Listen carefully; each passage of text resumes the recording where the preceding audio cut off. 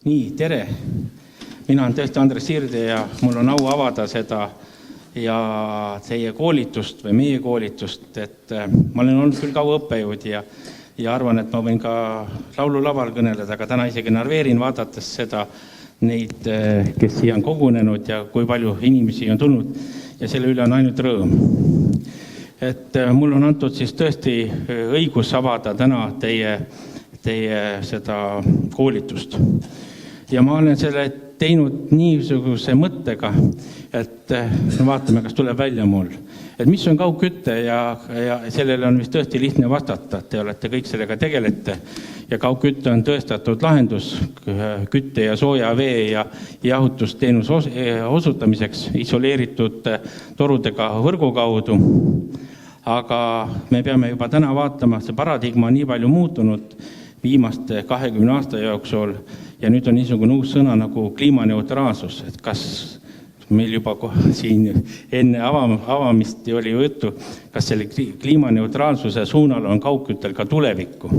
Ja tegelikult me võime vaadata, et ka siin vastupidi kõiki neid tegevusi, mis siis Euroopa ja kliimaneutraalsuse suunal on kaugküttel eriline roll selle kliimaneutraalsuse suunal. Ja mis on kaugküte, see definitsioon hakkab muutuma, et kaugkütte soojusallikas ongi juba, me võime defineerida seda nii, et see soojusallikas ei ole ainuüksi mingi kütus, vaid koha peal saadaolev taastuv vähese süsinikusisaldusega energiaallikad. Kaugküttega lähevad kokku juba päikseenergia, geod, termilenergia, tööstusärihoonete, heitsoojus koos soojus elektri koostootmisjaamatust.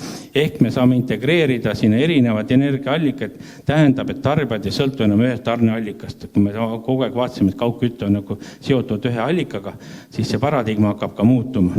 Ja alla panin siis ühe ainsa ingliskeelse lause, mida ma vaatsin nagu läbi nende guugeldades, et järgmine generatsioon kaugkütet, see on suur potentsiaal vähendada neid emissioone. Nii et kaugküttel jääb kindlasti tulevik ja vastupidi tema tähtsus muutub. Nii, mida on meil vaja, et meil kaugkütte oleks siis, nagu me ütleme, sargoonis tasemel, me oleksime maailma parimad, kannaks oma eesmärke, oskaksime ehitada, opereerida, te olete siin saalis. Ma arvan, et teie ütlete, ta peab olema tasuv ja tarbija ütleb, et mul peab rahakotiga tasuv olema. See on muidugi õige. Mina kui siin ees ülikooli inimene pean ütlema niiviisi, et ta oleks tasuv ja õieti toimiks, me peaksime teda teadma, oskama, et meil on väga tähtsad oskused ja teadmised. Me oleme täna siia just kogunenud, et oskusi ja teadmisi üle vaadata, täiendada ja suhelda üksteisega. Et see õpetamine ja paradigmad on ka siin muutunud. Nüüd, kust need teadmised tulevad? Kust need teadmised ikka tulevad kui koolist ja need teadmised tulevad ülikoolist? Õppimine ja täiendus koolitus pluss teadus.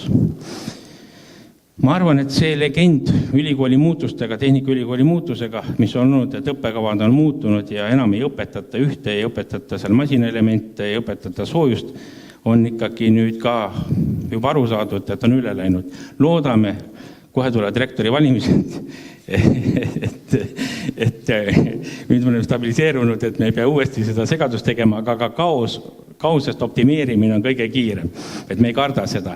Soojustehnika, soojusenergeetika on rakendusteadus, mis uurib siis soojusega seotud nähtusi, ega kaugkütet ja tehnika aru ja seda õpetatakse tehnikaülikoolis. Ja meil on olemas ka siis teine aste ehk magistriõppekava. Meil on YouTube'i link, see läheb üles pärast, et see YouTube'i link on olemas, kus on meie väike reklaam. On muutunud ka, kutsun seda õppekava vaatama, meil on need õisis, nüüd on 6 EAP-d, need on ainepunktid, ehk 15 õppeainega tegelikult me teeme siis selle magistrikraadi ja selle soojusenergeetika või energiatehnoloogia soojusenergeetika eriala peale saavad tulla kõik tehnika haridusega bakalaureuse kraadiga lõpetanud inimesed, ka Maaülikoolist, Mereakadeemiast. Õppekavad on nii koostatud, et see kõik jätkub ja me oleme ka oma õppekava muutunud, et see legend, et me tegeleme ainult põlekiviga, on kindlasti murtud. Siis järgmine, kaugküte ja teadus. Ma panin siia pilte peale ja see on minu isiklik arvamus, me võime selle üle diskuteerida, et millal kaugküte sai omamoodi teaduseks. Ja ma arvan, et kuskil 2000 aastate keskel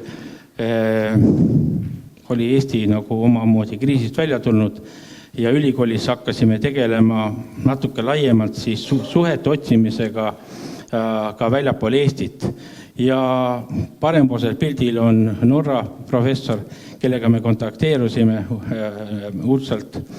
Ja me saime magistri- või doktoriõppekavadesse sisse ja saime kontaktid ja aastal, kui keegi mäletab, 2010 oli meil esimene rahvusvaheline sümpoosium, kus oli meil vist mitmetest Euroopa riikidest 60 väliskülalist või oli isegi rohkem,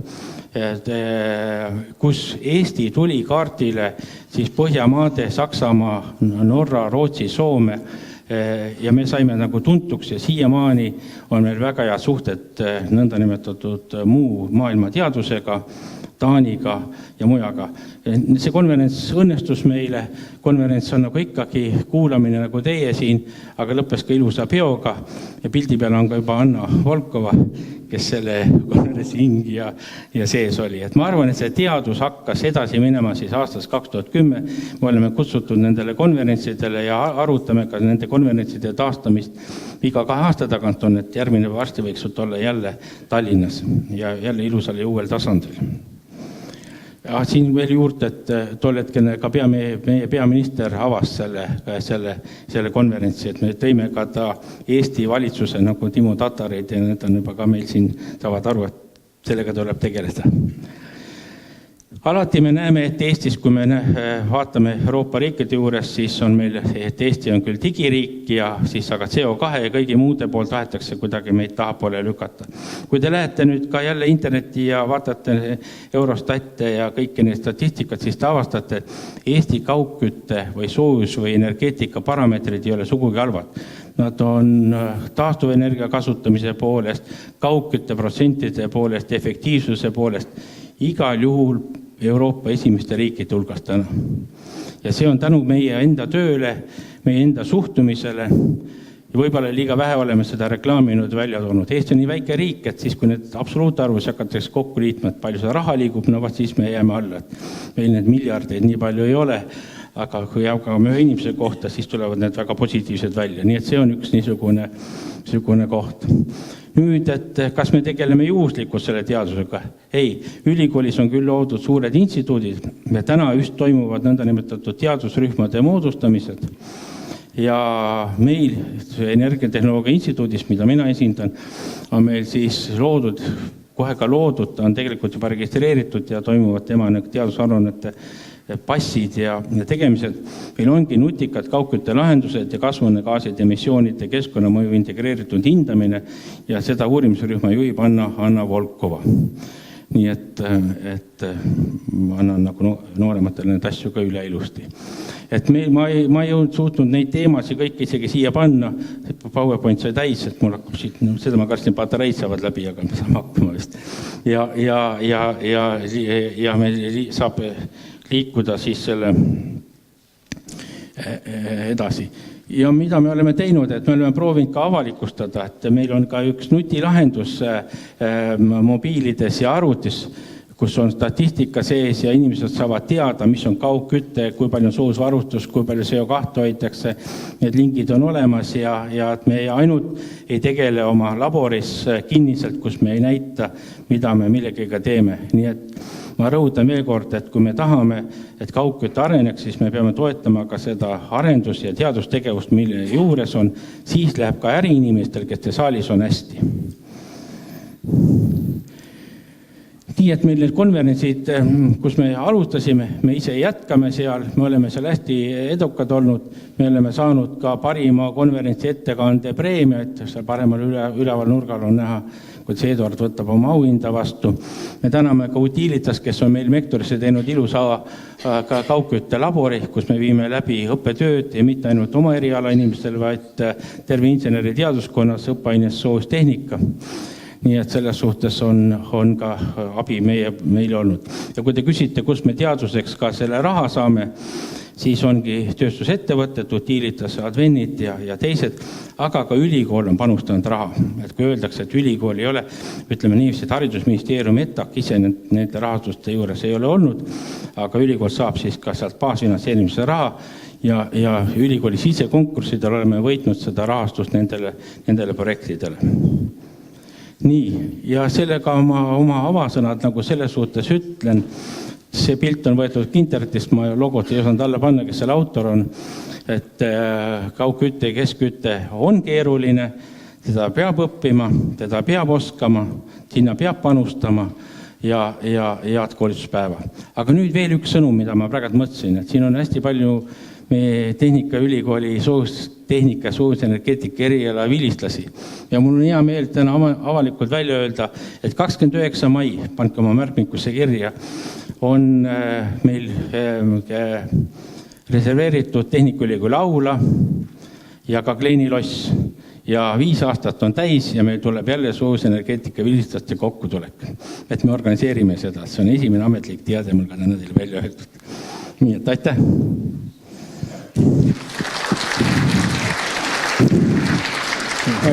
Ja tegelikult meil suure tänu professor Siirdele, aga tegelikult meil on 3 minutit veel jäänud, et äkki professor Siirde saab vastata küsimustele, kui nad saalis tulevad, et kui kellelgi on huvi ja soov esitada professor Siirdele küsimus, siis teil on 3 minutit aega.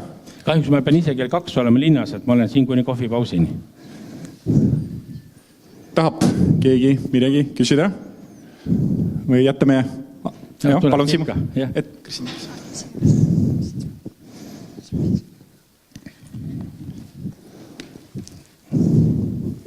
Tervist, tahaks küsida lihtsalt seda, et kuidas tudengitega lood on? Et kas tudengeid huvitab see teema, tundub see olevat neile nagu perspektiivikas või kuidas sellega seis on?